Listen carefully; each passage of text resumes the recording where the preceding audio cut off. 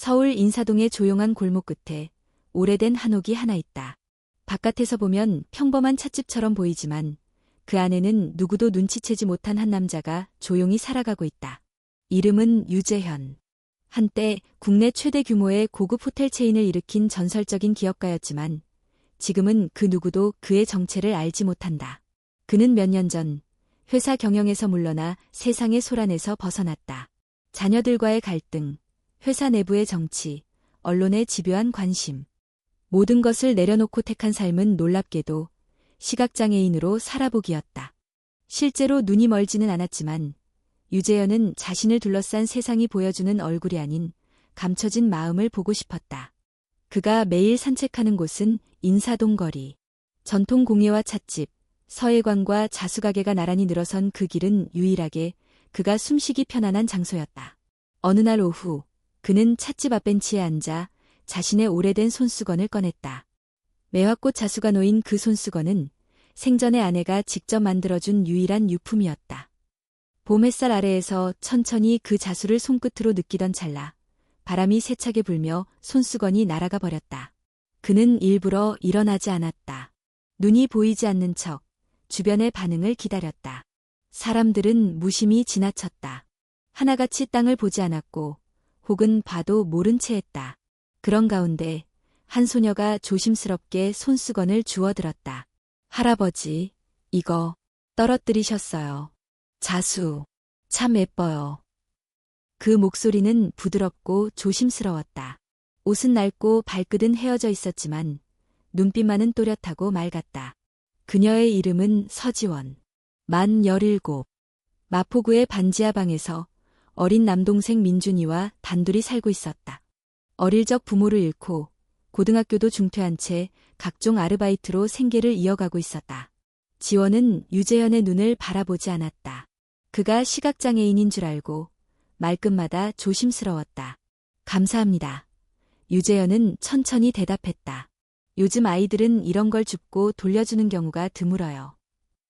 이건 그냥 당연한 거라고 생각해서요. 그녀는 미소 지으며 고개를 숙이고 사라졌다. 남은 건 손끝에 닿은 따뜻한 청과 가슴속에 남은 한 줄기의 울림이었다.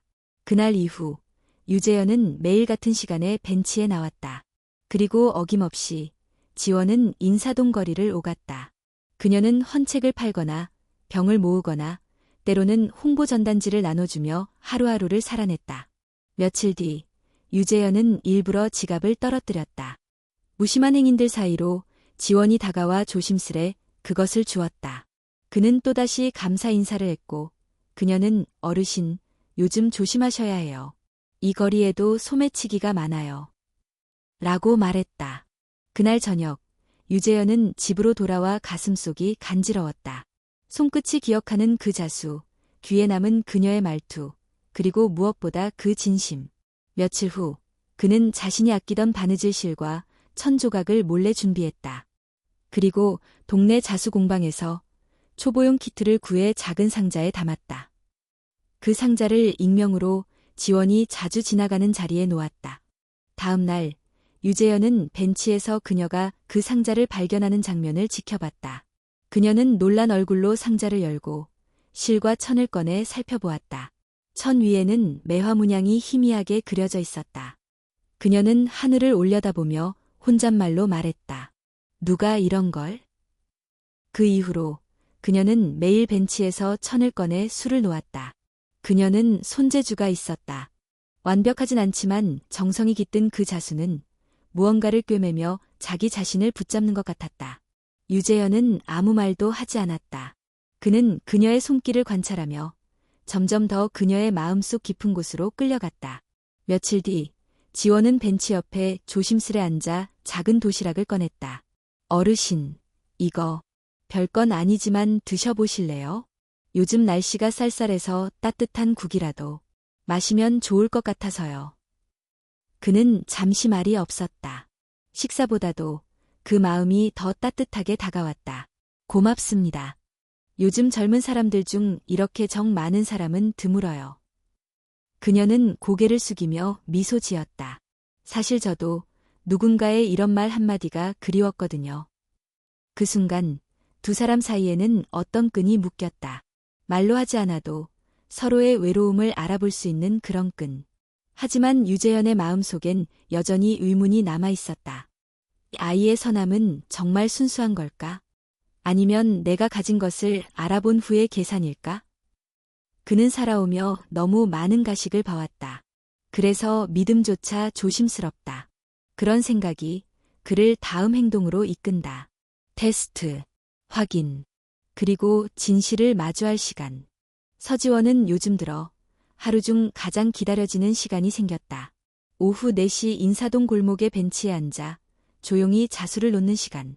그리고 그 옆에는 늘 같은 자리에 앉아있는 노인 유재현이 있었다. 그는 여전히 자신이 시각장애인인 것처럼 행동했지만 지원은 이상하게도 그가 모든 걸 보고 있는 것처럼 느껴졌다. 말없이 건네는 미소, 도시락을 받은 뒤에 조심스러운 감사 인사, 그리고 그녀가 실수를 할 때마다 꼭 맞춰 건네는 따뜻한 조언. 그런 세심함은 눈으로만 보는 사람은 할 수 없는 일이었다. 자수는 참 신기해요. 어느 날 지원이 천을 곱게 펴며 말했다. 실 하나로 이렇게 무늬를 만들 수 있다는 게 처음엔 단순히 돈을 벌려고 배웠는데 요즘은 마음이 복잡할 때마다 이걸 꺼내게 돼요. 유재현은 고개를 끄덕였다. 사람 마음도 실처럼 꼬였다 풀리기를 반복하지요. 가끔은 끊어지기도 하고. 그래서 다시 꿰매야죠. 시간이 걸리더라도. 그날 이후 두 사람은 매일 짧은 대화를 나누었다. 도시락 하나, 작은 수건 하나, 따뜻한 말 한마디가 그들을 조금씩 더 가까워지게 했다. 하지만 그 따뜻함 속에서도 유재현의 마음에는 끊이지 않는 경계심이 자리 잡고 있었다. 그는 오랜 세월 동안 사람을 믿지 않게 된 이유를 잊지 않고 있었다. 자신이 이룬 기업을 탐낸 친족, 돈 앞에서 돌변한 직원들, 미소 뒤에 숨겨진 욕심. 그는 여전히 스스로에게 묻고 있었다. 이 아이는 정말 다를까? 그 의심은 작지만 치명적인 행동으로 이어졌다. 그날 그는 일부러 지갑을 벤치 아래로 떨어뜨렸다. 아무 말 없이. 지원은 자수를 마치고 천을 정리하던 중 그것을 발견했다. 어르신, 지갑 떨어뜨리셨어요. 안에 현금도 꽤 들어있네요. 요즘은 조심하셔야 해요. 고맙소. 나 같으면 벌써 잃어버렸을 거요. 지원은 웃으며 말했다. 그래도 저는 벌써 주운 적도 있던 거려 같은 말은 안 해요. 그 짧은 농담은 오히려 유재현의 마음을 흔들었다. 그녀는 정말 숨기지 않고 투명했다. 며칠 후 또 다른 실험이 시작되었다. 유재현은 자택 안쪽의 작은 차방 정리를 도와줄 사람을 찾는 척하며 공방의 주인에게 부탁해 지원을 추천받도록 유도했다. 지원은 처음에는 망설였지만 조용한 공간에서 바느질도 할 수 있다는 조건에 결국 수락했다. 그렇게 해서 그녀는 주 2회 유재현의 집을 방문하게 되었다. 한옥 내부는 단정하고 깔끔했다. 책장엔 고전 문학과 철학서가 가득했고 찻잔들은 먼지 하나 없이 정리되어 있었다. 지원은 청소를 하며 눈길을 끈 물건 하나를 발견했다. 유재현이 늘 소중히 다루던 그 매화 자수 손수건. 가장자리가 조금 풀려 있었다. 그녀는 말없이 가방에서 바느질 도구를 꺼냈다. 가만히 조심스럽게 실을 꿰고 다시 자수를 시작했다. 그 손수건, 내 아내가 만든 것이오. 그가 어느 순간 조용히 말했다. 당신이 다시 꿰매는 걸 보니 아내가 살아있는 것 같군. 지원은 놀라며 고개를 들었다. 죄송해요. 허락 없이 손댔어요. 그냥 너무 소중해 보여서요. 괜찮소. 당신은 이상하게 허락하지 않아도 되는 사람처럼 느껴지오. 그 말은 그녀에게 있어 너무나 큰 위로였다. 누군가의 인생에 아무 조건 없이 들어갈 수 있다는 것. 그건 지금껏 살아오며 한 번도 느껴보지 못한 감정이었다. 하지만 그날 밤 유재현은 또 다른 감정에 휩싸였다. 그는 자신이 조금씩 마음을 열고 있다는 사실을 깨달았고 동시에 그것이 또다시 실망으로 돌아올까 두려워졌다. 그는 자신도 모르게 집안의 기중품 하나를 다른 장소로 옮겨두었다. 혹시 모를 일에 대비한 습관이자 아직 남아있는 불신의 표현이었다. 며칠 후 지원은 여느 때처럼 찻방 정리를 마치고 돌아가려 했다. 그 순간 거실 문틈 사이로 유재현의 조카 유성호가 들어섰다. 이 애가 그 아이야? 요즘 여기 드나든다는. 그의 말투는 날이 서 있었다. 지원은 본능적으로 한 걸음 물러섰다. 저는 그냥 정리하러 온 거예요. 곧 갈게요. 성우는 조용히 그녀를 위아래로 훑어보며 말했다. 조심해. 우리 할아버지는 사람을 너무 잘 믿는 편이야. 특히 착한 척 잘하는 사람한테 약하거든. 그 말은 칼보다 더 날카로웠다. 지원은 아무 대답도 하지 않고 집을 나섰다. 바깥에는 비가 오고 있었다. 그녀는 우산도 없이 천천히 인사동 길을 걸었다. 손에는 여전히 실이 꿰어진 채 남아있는 바느질 천. 그 천은 그녀처럼 아직 완성되지 않은 채로 흔들리고 있었다. 며칠 뒤 서울은 봄비가 내리기 시작했다. 하늘은 잿빛이었고 인사동 골목의 벤치는 비에 젖어 있었다. 그날 지원은 약속된 시간보다 조금 늦게 유재현의 집에 도착했다. 동생 민준의 병세가 다시 악화되어 병원에 다녀오느라 지친 얼굴이었다. 괜찮아요? 유재현이 조용히 물었다. 네, 괜찮아요. 그냥 조금 피곤해서요. 지원은 억지로 미소를 지었다. 오늘은 조금 쉬어도 돼요. 아니에요. 약속은 지켜야죠. 그녀는 찻잔을 닫고 천을 정리하며 묵묵히 일을 이어갔다. 한참이 지난 뒤 유재현은 잠시 자리를 비웠다. 그 사이 유성호가 다시 집으로 찾아왔다. 그는 어두운 표정으로 지원을 바라보았다. 또 왔네. 일하러 왔어요. 할아버지 물건을 건드리지 말라고 했을 텐데.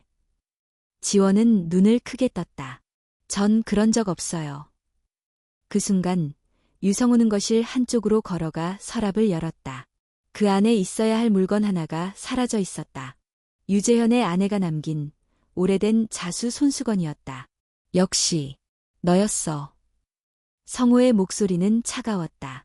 며칠 전에도 이상하다고 생각했거든. 아무리 봐도 수상했어. 지원은 얼어붙은 채로 고개를 저었다. 전 정말 그런 거 안 했어요. 잠깐 손에 들었을 뿐이에요. 다시 제자리에 놨어요. 증거가 어딨어? 카메라도 없는데. 바로 그때 미나 집안일을 돕는 중년의 가정부가 들어왔다. 무슨 일이죠? 이 애가 손수건을 훔쳤어요. 내가 직접 봤습니다. 지원의 얼굴이 하얗게 질렸다. 아니에요.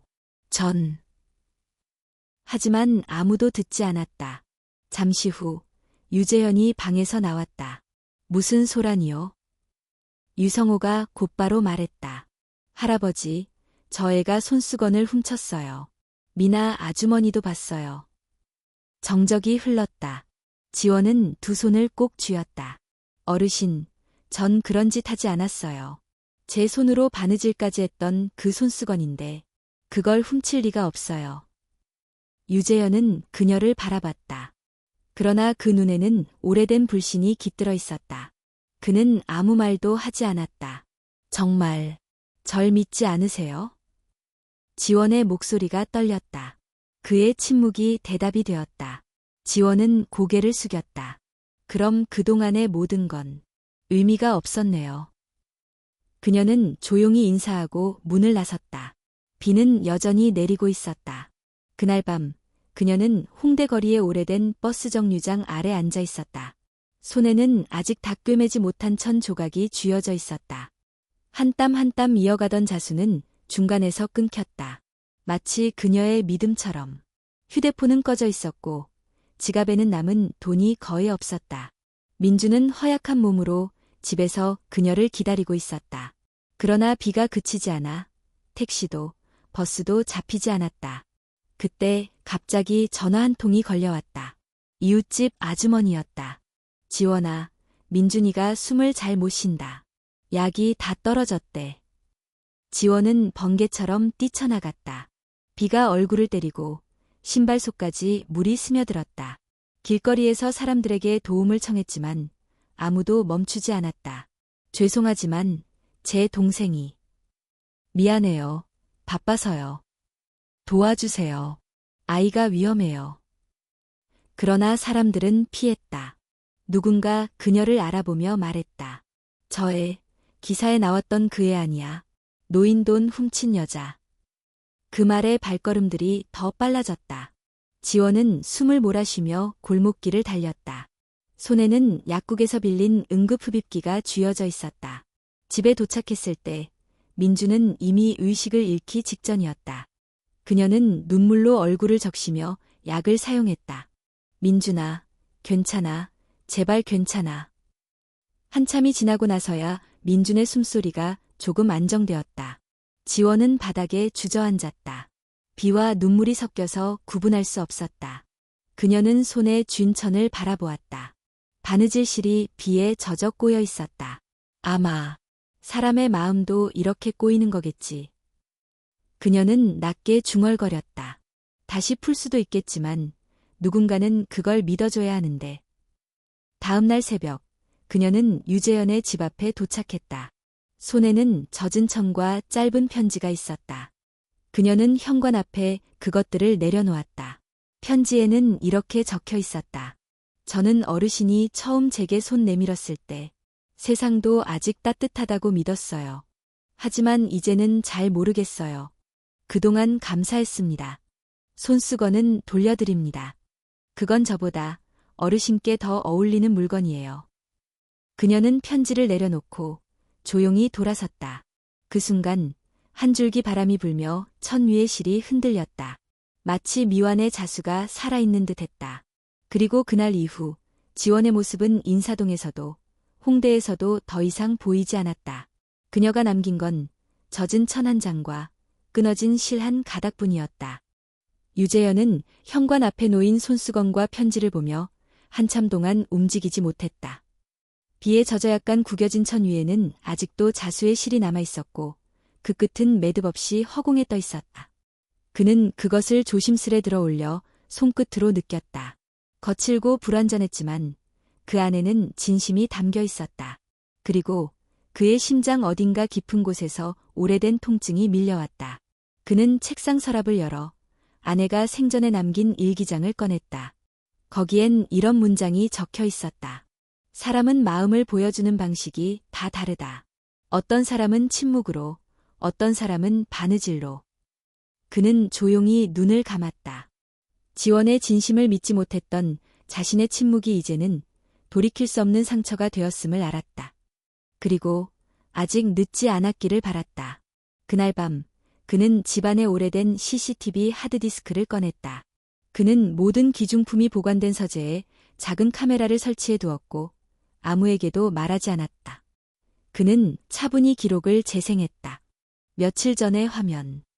지원이 서랍을 열고 손수건을 조심스럽게 꺼내 바느질을 시작하는 모습이 보였다. 그 손길은 조심스럽고 진지했다. 그리고 그녀가 자리를 비운 사이 유성호가 조용히 방 안으로 들어왔다. 서랍을 열고 무언가를 꺼냈다. 그리고 몇 초 후 미나가 그 장면을 지켜보았다. 그러나 그녀는 아무 말도 하지 않았다. 대신 마치 아무 일도 없었던 것처럼 자리를 떴다. 유재현은 화면을 정지시켰다. 얼마나 숨을 참았는지도 모른 채 한숨을 내쉬었다. 나는 또다시 사람을 의심했고 또다시 상처를 줬군. 그는 다음 날 법률사무소로 연락을 넣었다. 자신의 유언장을 다시 작성하겠다고. 그리고 단 한 명, 변호사 윤재원을 집으로 불렀다. 며칠 후 유재현은 마지막 유언장을 남겼다. 그는 자신의 전 재산의 70%를 자수와 희망학교 설립에 기부하겠다고 선언했다. 그리고 그 학교의 명의와 운영권은 서지원에게 돌아가야 한다고 명시했다. 남은 재산은 모두 사회복지재단에 전달될 것이며 가족에게는 어떤 유산도 물려주지 않겠다는 뜻을 분명히 밝혔다. 나는 피보다 진심을 믿는다. 그는 마지막 문장을 그렇게 적었다. 그리고 그로부터 얼마 지나지 않아 유재현은 조용히 세상을 떠났다. 병원이 아닌 그가 평생을 살아온 한옥의 방 안에서 아내의 사진 옆에 매화 자수가 놓인 손수건을 안고 그의 죽음은 언론에 크게 보도되었다. 호텔 재벌의 조용한 죽음, 전 재산 기부 유언장, 가족 충격. 유성호는 분노했고 미나는 놀랐다. 그러나 윤재원 변호사는 모든 증거와 유언장을 가지고 유족과 대면했다. 유재현 님께서는 생전에 명확한 의사 표현을 하셨습니다. 그리고 이 영상은 결정적인 증거입니다. 그는 CCTV 영상을 재생했다. 화면에는 유성호의 행동이 명백히 담겨 있었고 미나의 묵인도 확인되었다. 법적으로 이에 제기할 수 없습니다. 모든 절차는 유재현 님의 뜻대로 진행됩니다. 언론은 다시 한번 떠들썩해졌다. 한 노인의 깊은 신뢰와 그것을 배신한 가족, 그리고 그 신뢰를 받았던 이름조차 생소한 한 젊은 여성. 온라인에서는 다양한 반응이 터져나왔다. 진짜 감동적이다. 요즘 시대에 저런 이야기가 가능해? 돈 냄새 맡고 접근한 거 아냐? 솔직히 의심스럽다. 가족보다 더 가족 같은 타인도 있다니까. 아무리 그래도 피부치한테 한 푼도 안 남기는 건 너무한 거 아니야? 하지만 정작 서지원은 아무 말도 하지 않았다. 그녀는 어떤 언론 인터뷰도 받지 않았고 어떤 방송도 출연하지 않았다. 그저 조용히 사라진 곳에서 다시 바느질을 시작했다. 몇 주 후 인사동의 한 작은 건물에서 서지원 자수학교가 문을 열었다. 입구에는 한 문장이 적혀 있었다. 찢어진 마음도 꿰매면 다시 쓸 수 있습니다. 그녀는 거기서 아이들에게 바느질을 가르치기 시작했다. 노년층과 여성가장, 탈북민과 결손가정 아이들까지 모두가 실과 바늘로 자신의 이야기를 전해 남기기 시작했다. 그리고 교실 한쪽 벽에는 한 액자가 걸려 있었다. 바로 그녀가 마지막으로 꿰매던 손수건이었다. 그 안에는 이런 문장이 덧붙여져 있었다. 믿음을 받는다는 건 누군가의 마지막 희망이 된다는 것. 지원은 매일 그 앞을 지났다. 가끔은 그 안에 담긴 침묵의 무게를 느꼈고 가끔은 따뜻한 미소를 지었다. 그러나 무엇보다 그녀는 그 침묵을 더 이상 두려워하지 않게 되었다. 왜냐하면 누군가는 그 침묵 속에서 그녀를 믿어주는 단 한 사람이 되어주었기 때문이다.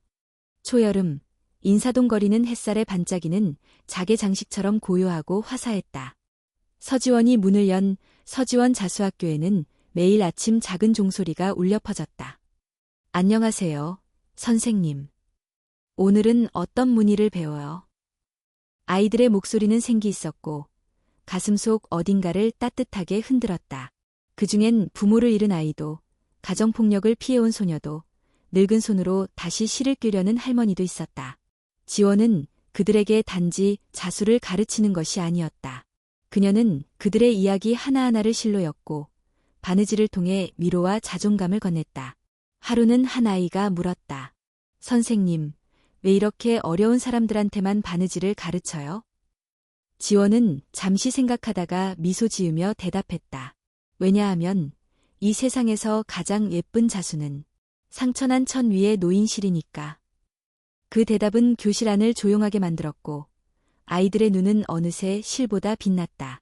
학교 한쪽에는 작은 전시 공간이 있었다. 아이들과 주민들이 함께 만든 작품이 벽에 걸려 있었고 그 중심에는 한 장의 손수건이 액자에 담겨 있었다. 그 손수건. 바로 유재현이 마지막까지 품에 안고 있던 매화 자수 손수건이었다. 지원이 손으로 다시 꿰매 완성한 그것은 이제 모두의 희망을 상징하게 되었다. 하루는 뜻밖의 손님이 찾아왔다. 유성호였다. 그는 이전보다 훨씬 수척하고 말수가 줄어 있었다. 오랜만이에요. 지원은 조용히 인사를 건넸다. 여기까지 어떻게? 성호는 말없이 작은 봉투 하나를 꺼내 책상에 놓았다. 변호사님을 통해 들었어요. 할아버지 유언이 확정된 후에 솔직히 한동안 방황했어요. 그는 고개를 숙였다. 처음엔 분노했죠.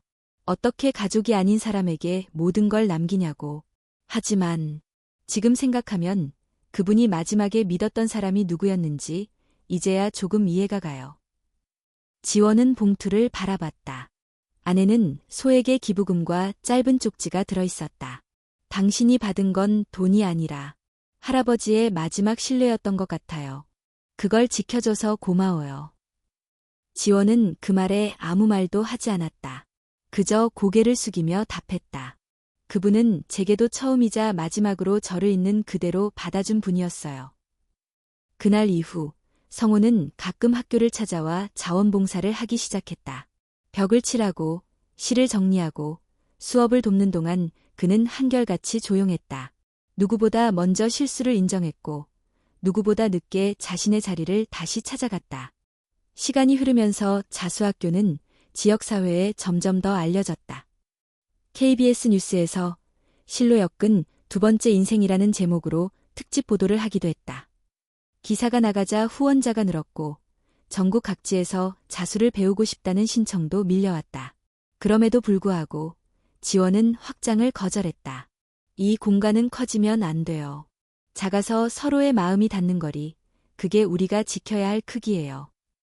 어느 날 교실 구석에 혼자 있던 민준이 조용히 말했다. 누나, 나도 이제 자수 배워도 돼? 지원은 놀라며 그를 바라봤다. 내가 하고 싶어? 응, 누나가 웃는 날은 꼭 바느질한 날이더라. 그 말에 지원은 처음으로 눈물을 보였다. 하지만 그 눈물은 이제 슬픔이 아니라 회복의 징표였다. 민주는 자수를 배웠고 다른 아이들에게도 가르치기 시작했다. 그의 손놀림은 아직 서툴렀지만 실의 매듭에는 소년다운 성실함이 묻어 있었다. 그리고 1주년이 되던 날 자수학교는 작은 전시회를 열었다. 제목은 찢긴 마음, 꿰맨 삶. 그날 인사동 골목에는 사람들이 줄을 서기 시작했다. 할머니, 아이, 외국인 관광객, SNS를 보고 온 청년들까지 모두가 조용한 이 작은 공간에서 한 사람의 진심이 만들어낸 파장을 느끼고자 모였다. 지원은 조용히 한 벽면 앞에 섰다. 그곳에는 그녀가 처음 유재현에게 건넨 도시락과 편지의 복사본, 그리고 그 손수건이 함께 전시되어 있었다. 그녀는 눈을 감고 중얼거렸다. 이 모든 건 실 한 올에서 시작됐어요. 행사가 끝나갈 무렵 한 학생이 물었다. 선생님, 우리도 누군가의 인생을 바꿀 수 있을까요? 지원은 고개를 끄덕이며 말했다. 우리가 매일 한 땀씩 놓는 실이 언젠가 누군가의 마음을 감쌀 수 있어요. 그걸 위해 계속 바느질을 하는 거예요. 그리고 조용히 천 위에 새 실을 꿰었다. 그 실은 붉은색이었다. 그녀는 매듭을 지으며 속삭였다. 이제는 믿음을 두려워하지 않을래요. 그리고 그 실은 다음 이야기를 시작할 준비가 되어 있었다.